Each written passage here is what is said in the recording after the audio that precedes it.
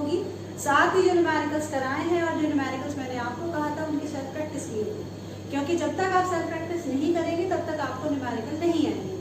सो फिर भी अगर आपको कोई डाउट है तो आप कमेंट सेक्शन में डाल दीजिएगा, उसको हम फिर किसी वीडियो में डिस्कस करेंगे। ओके, हमने वहां तक करा था हेनरीज लॉ तक। अब उसके बाद इस वीडियो में जो हम डिस्कस करेंगे वो डिस्कस करेंगे आगे के कुछ टॉपिक्स, और वो टॉपिक्स हैं वेपर प्रेशर, वेपर प्रेशर को अफेक्ट करने वाले फैक्टर, यानी कि वेपर प्रेशर क्या होता है, उसे कौन से फैक्टर्स अफेक्ट करते हैं, vapour pressure of liquid solution, जिसमें कि हम दो टाइप के सॉल्यूशंस की बात करेंगे, solid in liquid and liquid in liquid.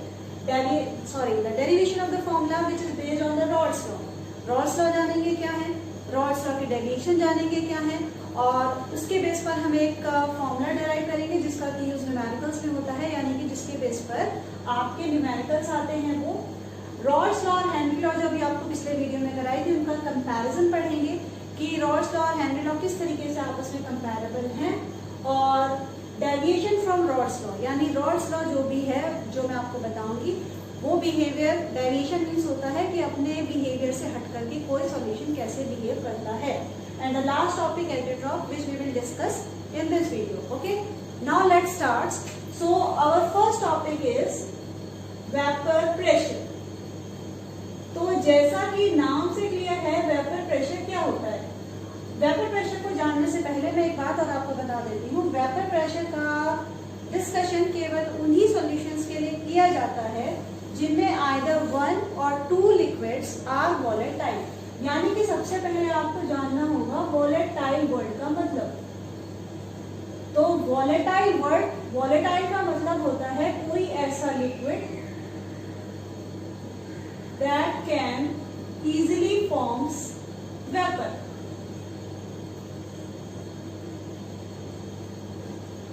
Okay, यानी कि कोई भी ऐसा लिक्विड जो जल्दी से वेपर से चेंज हो सकता है उसे हम क्या कहते हैं, उसे हम कहते हैं वॉलेटाइल लिक्विड। तो वेपर प्रेशर का डिस्कशन केवल वहीं पर होगा जहां पर कि 1 या 2 लिक्विड आर वॉलेटाइल।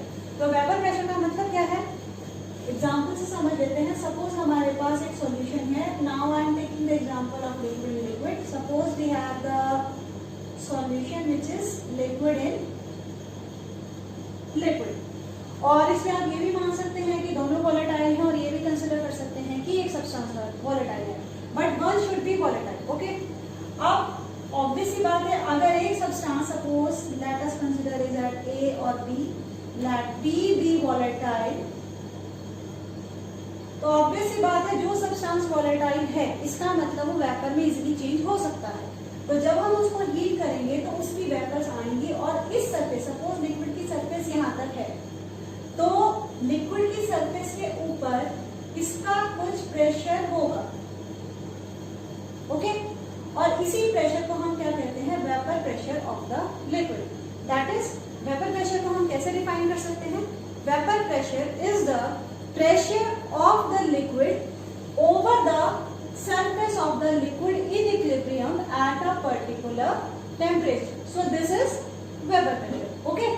Now उसके बाद Weber pressure को अफेक्ट करने वाले फैक्टर्स कौन से, ये आप इजीली बता सकते हैं कि Weber pressure को कौन कौन से फैक्टर्स अफेक्ट करेंगे। So पहला जो फैक्टर है वो फैक्टर होता है नेचर ऑफ द लिक्विड। कैसे, अब लिक्विड्स हमारे पास, यहाँ भी मैं 2 लिक्विड कंसिडर कर लेती हूँ, let it A and B. हम ये मान लेते हैं कि जो ए लिक्विड है उसके मॉलिक्यूल्स के बीच में जो इंटरमॉलिक्यूलर फोर्स है, इन दोनों का हम इंटरमॉलिक्यूलर फोर्स जो है वो डिफरेंट मानते हैं। लेट अस कंसीडर कि जो इनके इसके मॉलिक्यूल्स के बीच में जो इंटरमॉलिक्यूलर फोर्स है वो हाई यानी कि स्ट्रॉन्ग है, और इसका जो इंटरमॉलिक्यूलर फोर्स है वो वीक है। तो क्या आप ये बता सकते हैं कि दोनों लिक्विड्स में से किसका वेपर प्रेशर हाई होगा? ठीक होगा। अब अगर आपने ठीक समझा है तो आंसर क्या होगा, आंसर ये है कि जिस लिक्विड के इंट्रामॉलिक्यूलर फोर्स वीक होंगे that will exert more vapor pressure। कैसे समझ लेते हैं। सपोज बी के मॉलिक्यूल्स जो हैं, बी लिक्विड है यहाँ पर, बी लिक्विड इसके मॉलिक्यूल्स के बीच में इंटरमॉलिक्यूलर फोर्स वीक है। अगर इंटरमॉलिक्यूलर फोर्स वीक है उसका ये अर्थ हुआ कि उसके मॉलिक्यूल्स फ्री हैं in comparison to the liquid B easily vapour phase में जाने के लिए, जबकि जो ए के इंटरमॉलिक्यूलर फोर्स है ए के मॉलिक्यूल्स के बीच में बी के कंपैरिजन में कंपैरेटिवली दैट इज स्ट्रॉन्गर और हायर। इसका मतलब यह है कि अगर हम ए और बी को कंपेयर करते हैं, because the intermolecular force for B is weak, so its molecules are free in comparison to B to go into the vapor phase, because they are going into the vapor phase more frequently than the liquid A। तो हम ये कह सकते हैं कि vapour pressure जो B का होगा वो कैसा होगा, हाई। तो पहले फैक्टर से हमने क्या जाना कि जो इंटरमॉलिक्यूलर फोर्स है एक तरीके से वो वेपर प्रेशर के क्या हुआ, इनवर्सली प्रोपोर्शनल। दैट इज अगर इंटरमॉलिक्यूलर फोर्स स्ट्रॉन्ग होगा तो वेपर प्रेशर कम होगा and vice versa. Okay, now next factor is temperature. Temperature के लिए भी आप इजीली समझ सकते हैं। टेम्परेचर अगर हम सपोज राइज करते हैं, ये हम पहले भी पढ़ चुके हैं कि अगर टेम्परेचर हम राइज करेंगे तो मॉलिक्यूल्स की काइनेटिक एनर्जी क्या होगी, इंक्रीज होगी। काइनेटिक एनर्जी इंक्रीज होने का क्या मीनिंग होता है, उसका ये मतलब होता है कि मॉलिक्यूल्स जो है वो मूव करेंगे, जल्दी जल्दी करेंगे। इसका मतलब क्या है, they will go into the vapour phase more readily, they will go into vapour phase readily. और अगर हम ये कह रहे हैं कि वेपर फेज में रेडिली यानी कि जल्दी जल्दी जा रहे हैं, इसका मतलब वेपर प्रेशर जो वो लिक्विड एक्सर्ट करेगा दैट विल बी मोर। तो दैट इज हम क्या कह सकते हैं कि temperature is directly proportional to the vapour pressure. Okay, तो ये हुए आपके दो फैक्टर्स।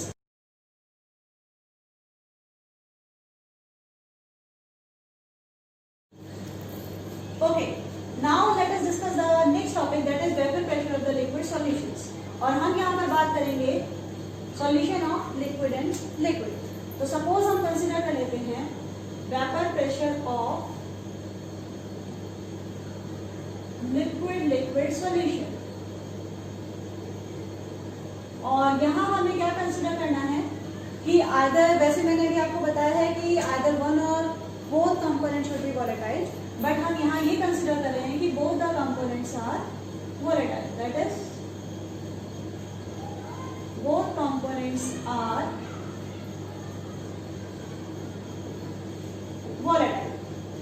अब हम मान लेते हैं कि हमारा एक कंपोनेंट है 1, दूसरा कंपोनेंट है B, और जैसा कि अभी आपको बताया है कि volatile means that which can form vapour easily. तो अगर हमने दोनों ही कंपोनेंट को वोलेटाइल माना है, इसका मतलब दोनों ही लिक्विड्स अपना अपना प्रेशर एक्सर्ट करेंगे। तो अब ये कंसीडर कर लेते हैं कि let the pressure exerted by one component is P1, pressure exerted by the two component is P2, which are known as the partial pressure of 1 and partial pressure of 2।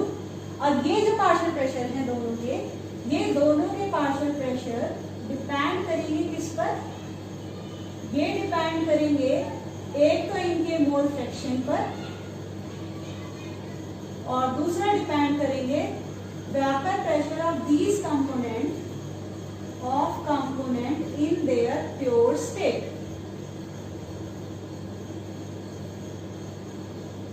अब pure state है और यहां हमने इस term को क्या नाम दिया है, partial pressure.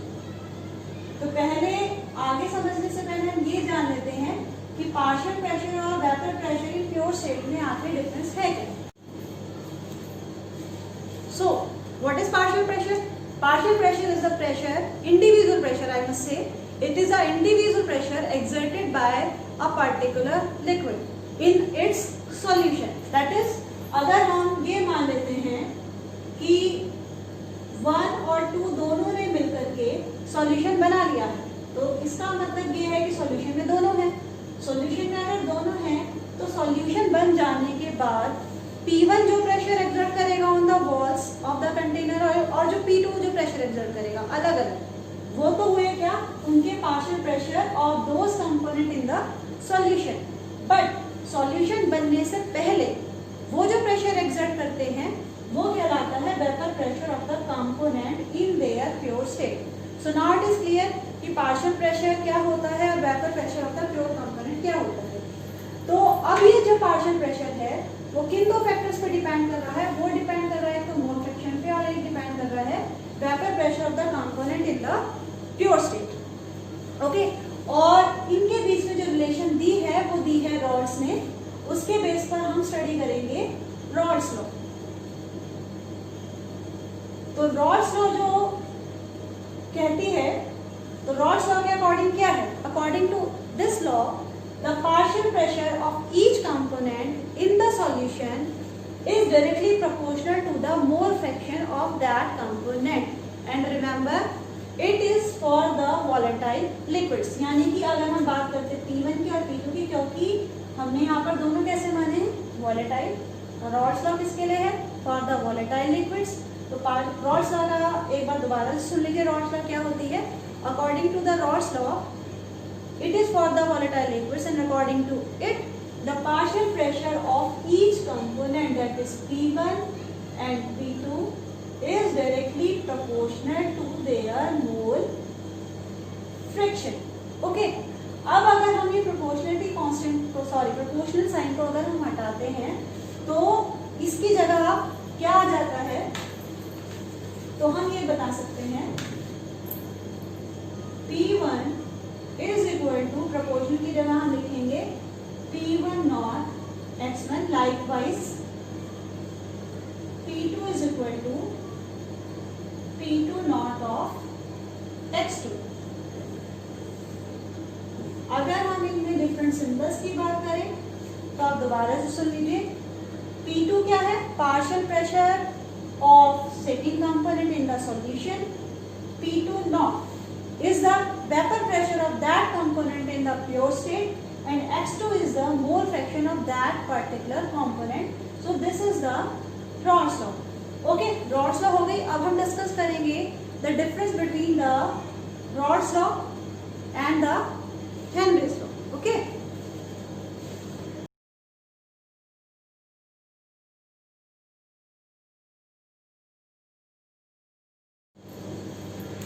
so now let us compare Henry's law with the Raws law। Henry law को मैंने क्या बताई थी? हेनरी लॉ के अकॉर्डिंग क्या था? It is for the solution of gas in liquid, यानी कि gas is the solute and liquid is the solvent. And according to this law the partial pressure of the gas is directly proportional to the mole fraction of the gas. और हम यहाँ proportional sign को हटाते हैं तो उसकी जगह हमारे पास क्या जाता है? KH which is proportionality constant, जिसको कि हम क्या बोलते थे? Henry's constant. और रॉड्स लॉ जो भी आपको बताई है, Raoult's law is for the solution of two volatile liquids, यानी कि जिसमें दोनों ही लिक्विड कैसे हैं?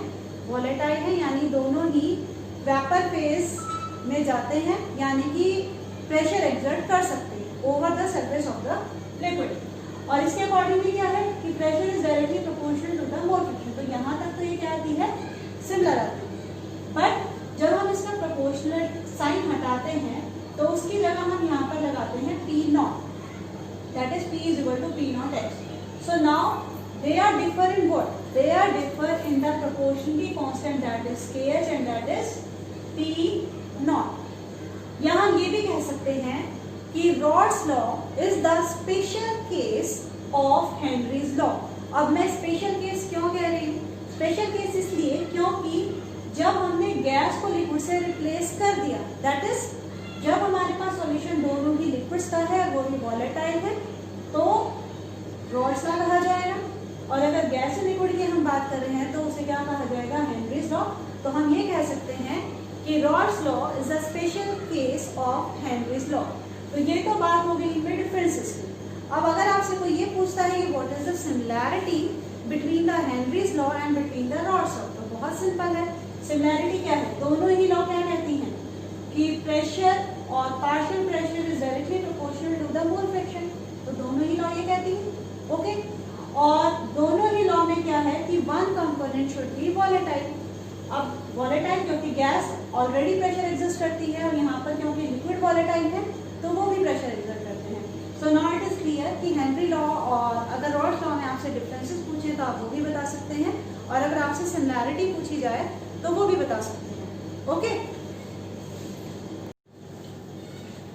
सो now till now we have discussed the vapour pressure of the liquid solutions, Raoult's law and the comparison of Raoult's law and Henry law.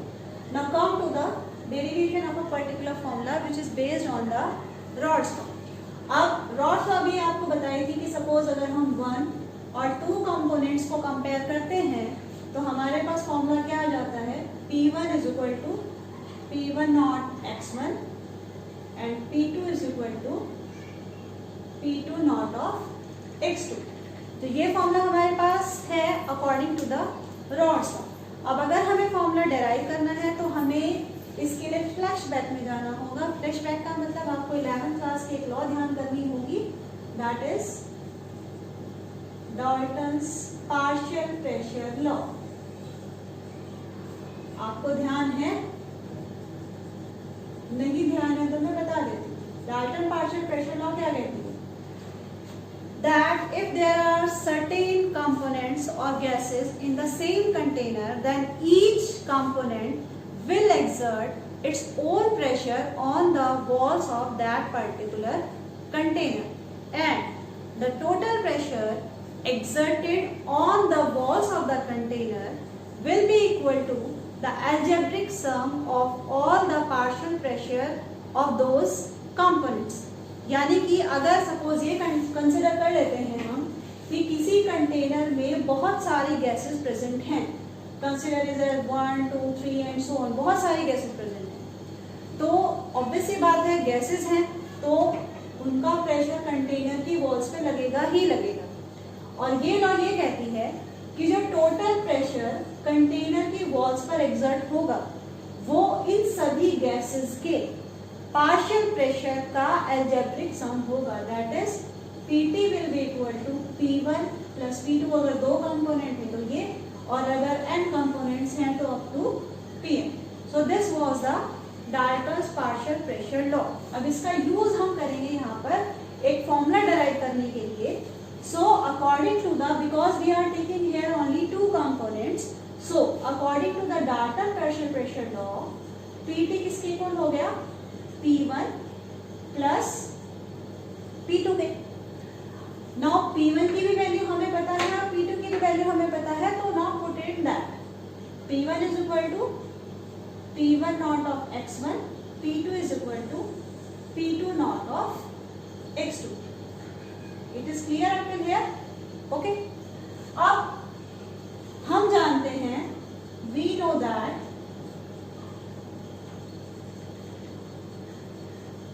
x1 plus x2 is equal to 1। तो हम जो value है वो यहाँ पर x1 की terms में भी फाइंड आउट कर सकते हैं और x2 की टर्म्स में भी फाइंड आउट कर सकते हैं।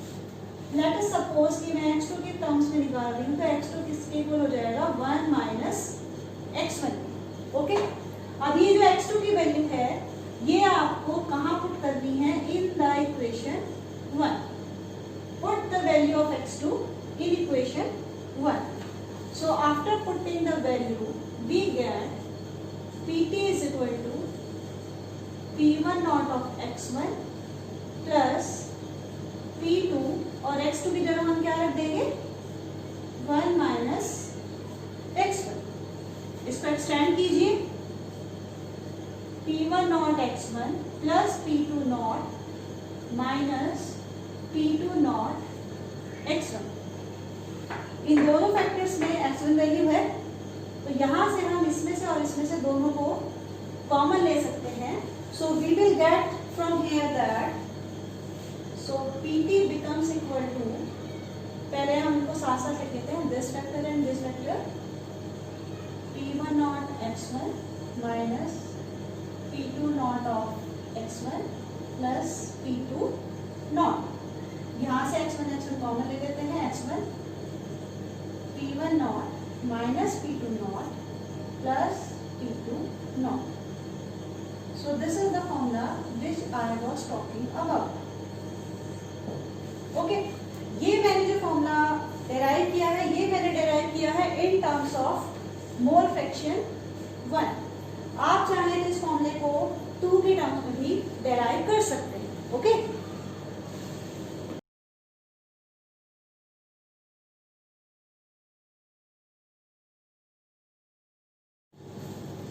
Now let us come to the graph based on the Raoult's law. अब रॉड्स लॉ पे जो हमने एक ग्राफ बनाया है, इसमें हम ये कंसिडर कर लेते हैं कि let the component 2 is more volatile than component 1, that it I am considering here it is more volatile। पर आप चाहें तो 1 को भी कंसिडर कर सकते हैं। फॉर एग्जांपल जैसे मैंने अभी आपको बताया कि ये जो इक्वेशन है in terms of total pressure, वो हम x1 की टर्म्स में भी डेराइव कर सकते हैं या x2 की टर्म्स में भी डेराइव कर सकते हैं, डिपेंडिंग कि हम वैल्यू किसकी पुट कर रहे हैं। लाइकवाइज ये जो ग्राफ है ये हम ये कंसिडर करके भी बना सकते हैं कि कंपोनेंट 2 मोर वोलेटाइल है, और ये कंसिडर करके भी बना सकते हैं कि component 1 is more volatile. Graph है क्या, suppose if I am considering the component 2 B more volatile, तो सीधी सी बात है कि जैसे जैसे सॉल्यूशन आगे जाएगी वेपर फेज में, जो x1 का मोल फ्रैक्शन है वो डिक्रीज होगा। सो x1 की वैल्यू यहाँ 1 है और यहाँ 0 है, और because pressure is directly proportional to the mole fraction, तो अगर 1 का मोल फ्रैक्शन डिक्रीज होगा तो उसका पार्शियल प्रेशर भी क्या होगा, डिक्रीज होगा। इसी तरीके से अगर सेकंड कंपोनेंट का मोल फ्रैक्शन इंक्रीज हो रहा है तो सेकंड कंपोनेंट का वेपर प्रेशर भी इंक्रीज होगा।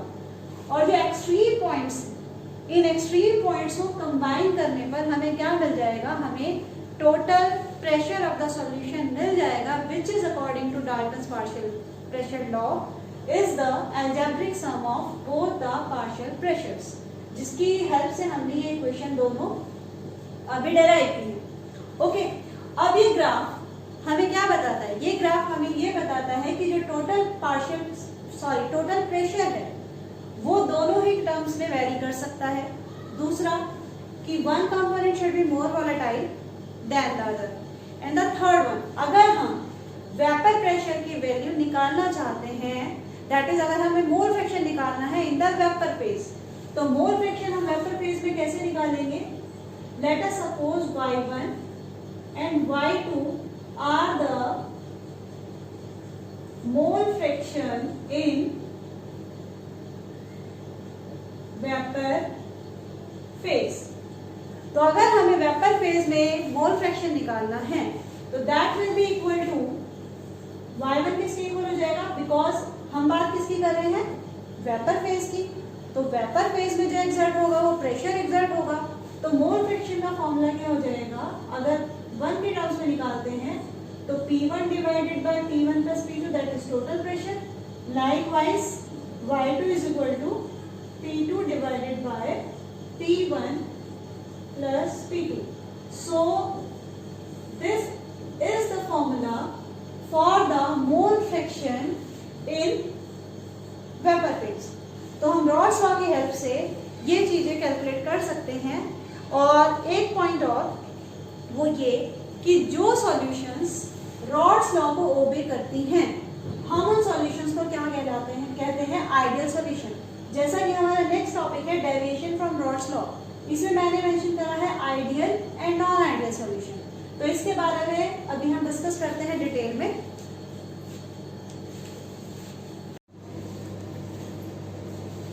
Now we will discuss ideal and non ideal solutions. Ideal solutions होती हैं that obey the Raoult's law at all conditions of temperature and concentration. That is ऐसी सभी सॉल्यूशंस जो rods law को हर condition में ओबे करती हैं या फॉलो करती हैं, ऐसी सॉल्यूशंस को हम क्या कहते हैं, आइडियल सॉल्यूशंस। और क्योंकि वो आइडियल हैं तो उनकी एंथैल्पी ऑफ मिक्सिंग भी 0 होगी और वॉल्यूम ऑफ मिक्सिंग भी 0 होगी। क्यों होगी, बिकॉज जब हम दो सब्सटेंसेस को या दो लिक्विड्स को आपस में मिला रहे हैं तो उनमें एंथैल्पी में और वॉल्यूम में कोई मेजर चेंज नहीं आ रहा है, इसलिए उनकी enthalpy of mixing change and the volume of mixing will also be 0। और जो अभी आपको ग्राफ बताया था वह आइडियल सॉल्यूशन का ही है। और आइडियल सॉल्यूशन के हम एग्जांपल भी देख सकते हैं, benzene and toluene, n hexane and n heptane, and there are other examples also. Now let us discuss the non-ideal solutions. अब आइडियल अगर वो है जो कि रॉड्स लॉ को ओबे करेगी, दैट इज सिंपल कि नॉन आइडियल क्या होगी, जो रॉड्स लॉ को हर कंडीशन में ओबे नहीं करेगी.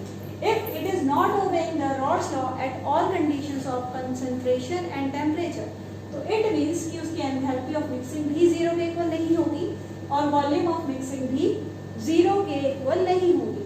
तो हम ये मान सकते हैं कि दैट इज डेविएटिंग किससे, फ्रॉम द आइडियल बिहेवियर.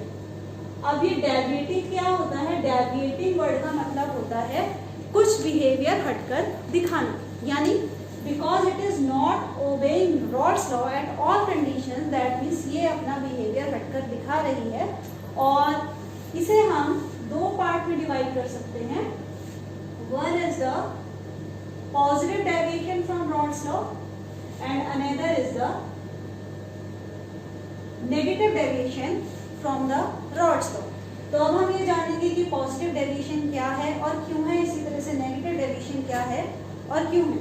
तो सबसे पहले हम डिस्कस करते हैं पॉजिटिव डेविएशन. इसे समझने के लिए हम ये मान लेते हैं कि let us suppose we are having a solution of two components A and B. ये हमारे पास दो कंपोनेंट अलग अलग हैं और दोनों ही कैसे हैं, liquid, because we are talking about what, about the volatile components. अब A और B अलग अलग हैं, लेकिन जब A और B मिलेंगे तो वो क्या बनाएंगे, AB.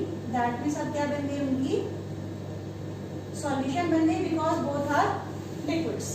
ओके, नाउ अब ये कैसे पता लगेगा कि ये आइडियल बिहेवियर से हटकर बिहेवियर कैसे दिखा रहे हैं.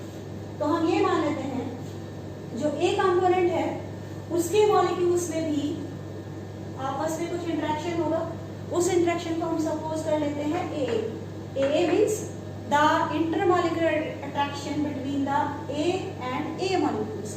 लाइकवाइज B और B के मॉलिक्यूल्स में भी कुछ इंटरेक्शन होगा.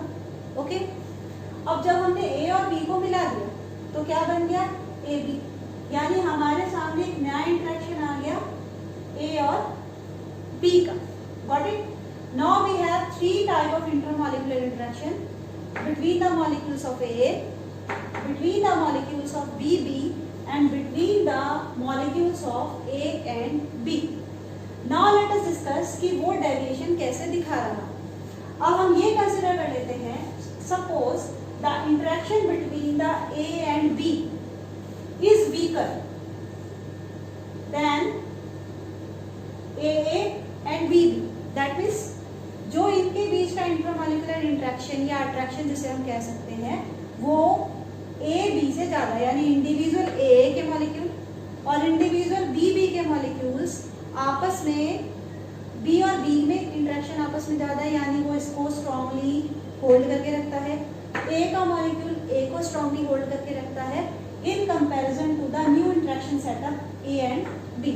Okay, got that? अब सॉल्यूशन में दोनों ही कंपोनेंट है, A भी है B भी है और नया इंटरेक्शन A B भी है.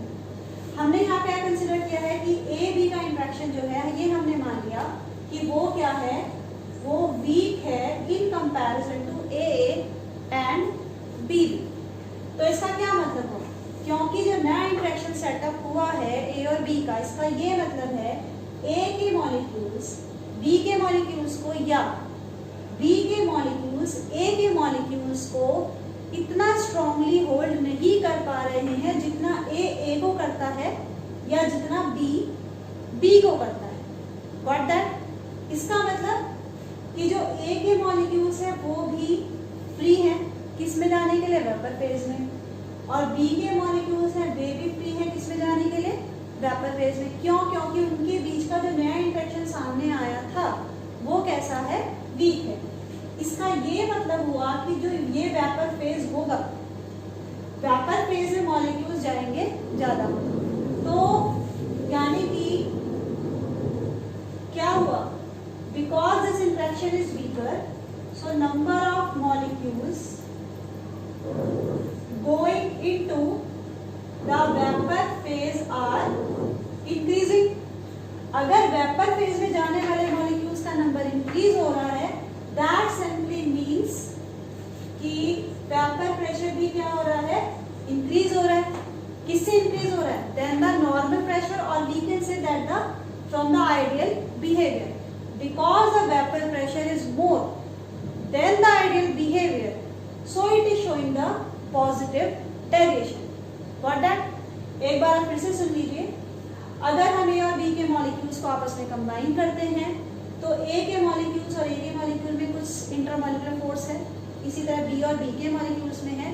जब इन दोनों को मिलाया है तो ए और बी के बीच में भी है, और जब हमने इन दोनों को मिला दिया उसके बाद बिकॉज ए और बी का इंटरेक्शन वीकर है देन ए और बी, तो ये दोनों एक दूसरे को वेपर फेज में जाने से रोक नहीं पाएंगे, तो वेपर फेज में जाने वाले मॉलिक्यूल्स का नंबर ज्यादा होगा, and so vapour pressure will be more than the ideal behaviour, and that's why it is called the positive deviation. कुछ ऐसे एग्जांपल्स हैं जो पॉजिटिव डेविएशन दिखाते हैं, लाइक इथेनॉल और एसीटोन, कार्बन टेट्राक्लोराइड और क्लोरोफॉर्म। उसी तरह से कुछ और एग्जांपल्स भी हैं। वही बात अगर हम करें ग्राफ की, तो ग्राफ ये किसका था? आइडियल बिहेवियर का। अगर हमें पॉजिटिव डेविएशन का ग्राफ बनाना है तो पॉजिटिव डेविएशन में क्या ज्यादा है? Vapour pressure. तो ऑब्वियसली बात है जो ये लाइंस है नॉर्मल वेपर प्रेशर की, इनको वो क्या करेगा? इनसे हाई जा रहा है, तो दैट मीन्स दिस वन, और इसी वजह से टोटल प्रेशर भी क्या जाएगा? हाई जाएगा। So this will be the graph for the positive deviation. Okay, now we will discuss the negative deviation in detail.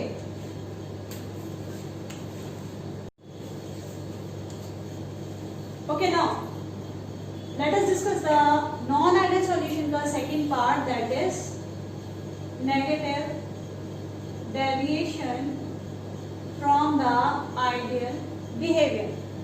Okay, negative deviation means कि vapor pressure will be less than the ideal behavior.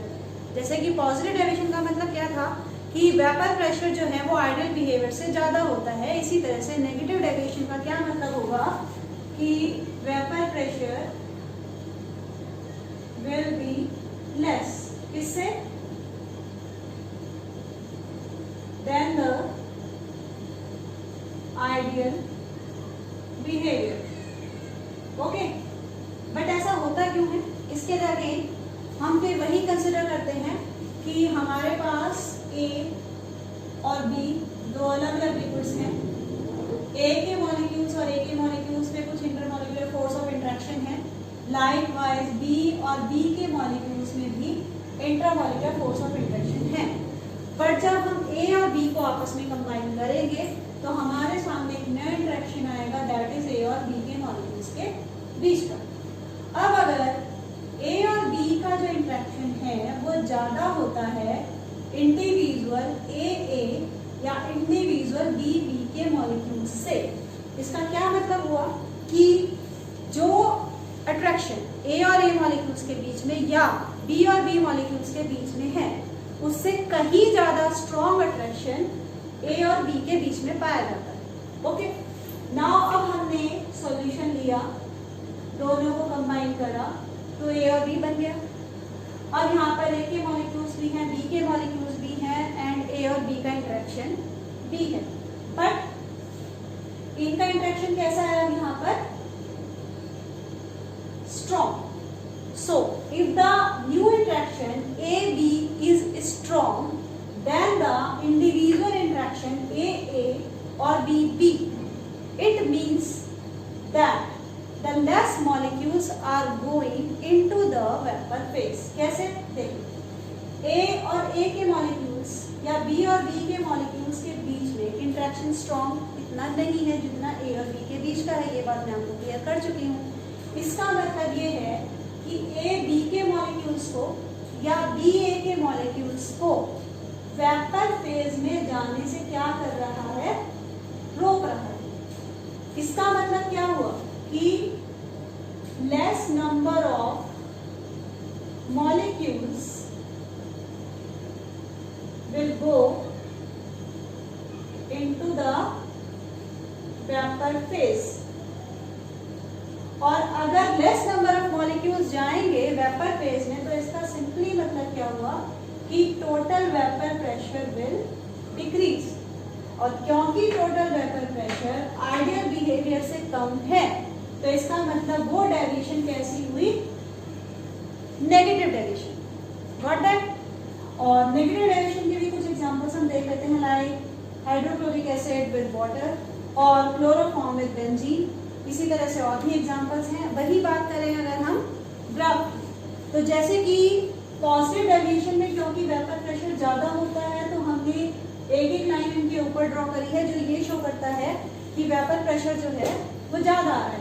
इसी तरीके से इसी graph में हम change कर सकते हैं, अगर हमें ये ग्राफ नेगेटिव डेविएशन का बनाना है, तो नेगेटिव डेविएशन में because vapour pressure is going low than the ideal behaviour, तो क्या हो जाएगा, वही लाइन हम क्या दिखा देंगे, नीचे दिखा देंगे। बिकॉज नाउ ये ग्राफ थोड़ा सा क्लियर नहीं है, मैं आपको इसे दोबारा बना के बता देती हूँ। ये लाइन हमारी थी, wait a minute, let us draw it again, जिससे ये आपको क्लियर हो जाए। हमारी सॉल्यूशन है, इसमें ये जो है ये आइडियल बिहेवियर को शो करता है। ओके, अब हम बात किसकी कर रहे हैं, नेगेटिव डेविएशन। तो नेगेटिव डेविएशन का मतलब अभी आपको क्या बताया कि वेपर प्रेशर लो है।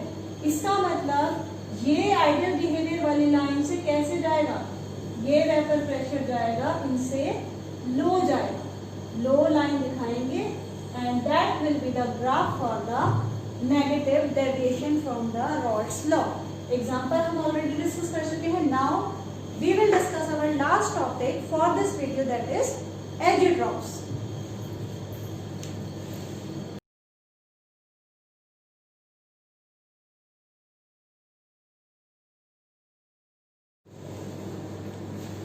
So now coming to the last topic of this video, that is azeotrophs.